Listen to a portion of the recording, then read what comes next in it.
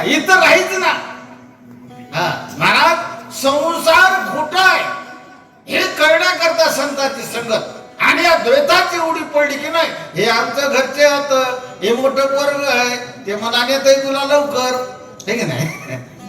महाराज हे नातू आहे म्हणाल. अरे कोण आहे? कोणी नाही आपलं. आपला तो एकच आहे महाराज.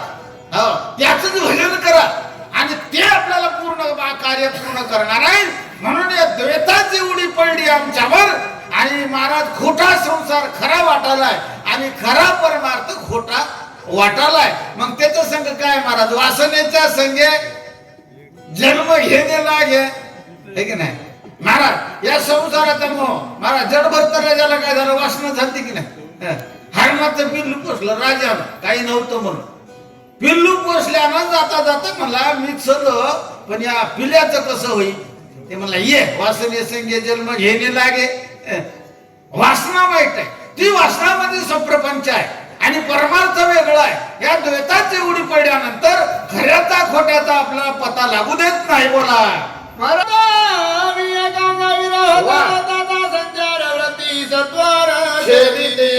महाराज संतांच्या गावात लोक हुशार असतात महाराज. एका गावात गुरुदेव शक्ती सांगाय गेलो, तिकडे अर्धा गाव महाराज अर्धी, महाराज गायनाचार्य अर्धी, मृदंग वाजविणार भागवतकार.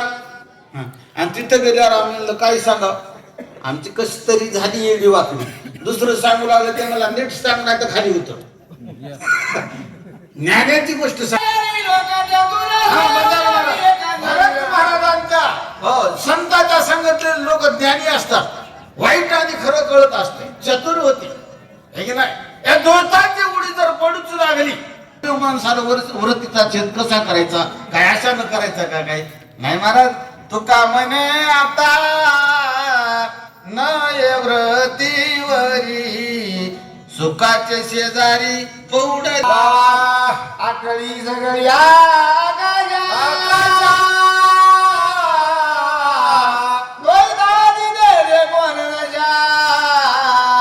ग्रासायची तुम्ही. आम्ही भजन करतो बडे म्हणला, पण आज जरा कटाळा आलाय. महाराज तुमचे पाय धर द्या म्हणा मला, हे की नाही.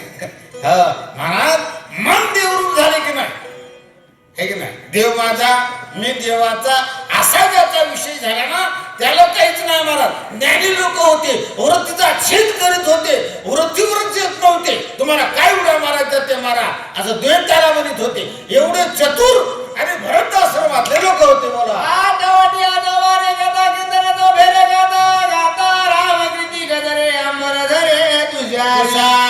पाहिलं तिकडं नाव महाराज झाड असतो. भजन केलं की आनंद होतो, संसार केल्यावर आनंद होतच नाही.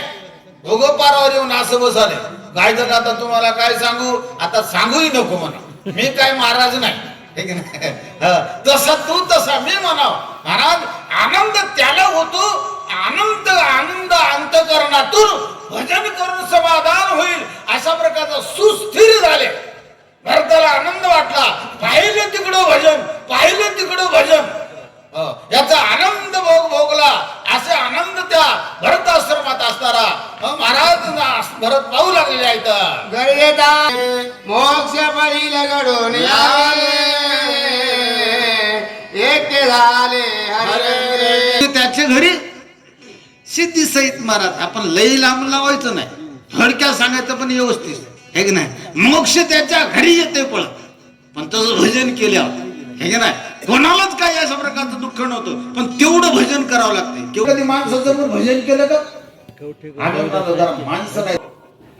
एकांताच्या ठिकाणी अनन्य भावानं भजन अशा प्रकार 16 स्वर्गी असा सुखच नाही, ते सुख मात्र आला भरत. असं किती भजन केलं याला किंमत मला किंमत, हे की नाही. माणसं अनेक बरी बरी परंतु किंवा का असं म्हणलं की संपलं. अरे आम्ही भजन केलं नाही म्हणून फुकट गेला जन्म. बोला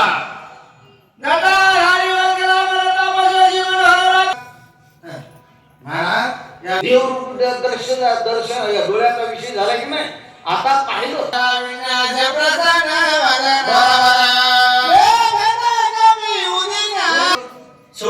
निर्माण झाला. पाहिलं समानत्व आहे. कोणाचा प्रसादाचे भाऊ होते म्हणून सारखे. आणि तिसरा महाराज ज्यानं महाराज राजा झाला होता, राज ऋषी झाला महाराज.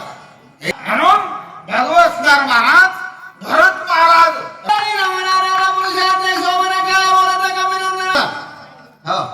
भरताला राम समजून सांगितलं, भगवान भगवान तुम्हाला काय विघ्न आलं, इथं का पळून आला, लक्ष्मणाला सोडून पळून आलात, काय विघ्न आलं होतं तुम्हाला.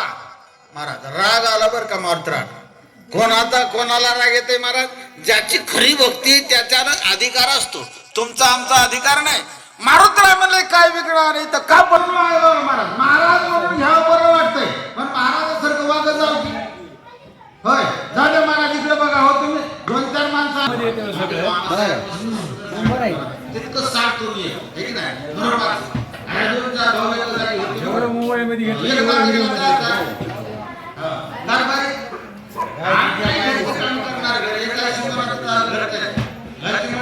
तुम्ही काम करू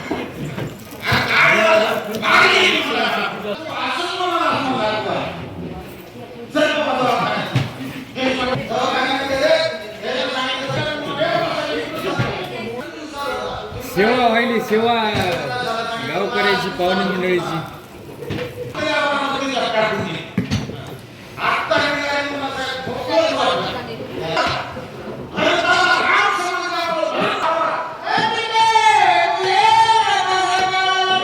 ऑडिओ होते की नाही, ऑडिओ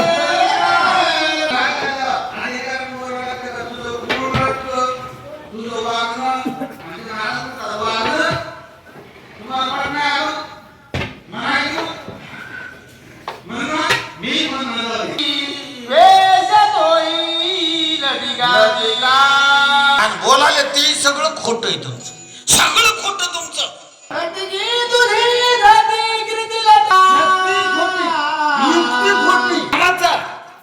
राग कोणाला आलाय, मारुतराला. एवढं प्रेम संताचं असते, तुमचं आमचं नसते. आम्ही म्हणणार काय त्या गाडीवर पडलं रे, रामा नावाचं पोरग कोणत्या वड्यातलं, मला पलीकडे रावदेकडे मला दमन येतो, तसं नाही मला. हे जगत माझं आहे, अशी संत असतात. राग आला भगवंताला, भरताला राम समजून उपेक्षा वाचन बोलू लागलेला आहे. सगळं खोटं महाराज.